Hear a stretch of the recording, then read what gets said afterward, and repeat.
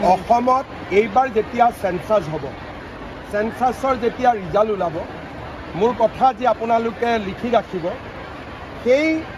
মিয়া মুছলমানৰ সংখ্যা অসমত 38% হ'ব যদি প্ৰজেকশ্যন কৰে যিকোনো ষ্টেটিষ্টিক ডিপাৰ্টমেণ্টৰ মানুহে প্ৰজেকশ্যন কৰিব পাৰিব অসমৰ জনসংখ্যাৰ তেওঁলোক 38 সংখ্যক হ'ব আৰু অসমৰ সৰ্ববৃহৎ জনগোষ্ঠীত পৰিণত হ'ব আৰু এইটো অসমৰ এটা বাস্তৱ সত্য সেই কাৰণে আমাৰ মানুহখিনিক আমি কেনেকৈ বচাব পাৰোঁ কেনেকৈ আগবঢ়াই লৈ যাব পাৰোঁ যোৱা 5টা বছৰ আমি কাম কৰিছোঁ অহা বিধানসভাটো এই ধৰণৰ সমস্যাক লৈ দুখন খুব গুৰুত্বপূৰ্ণ আইন বিধানসভাৰ মজিয়াত আহিব আজিয়ে মই ক'ব খোজা নাই কোন দুখন আইন কিন্তু জাতি মাটি ভেটিক আগুৱাই লৈ যাবৰ কাৰণে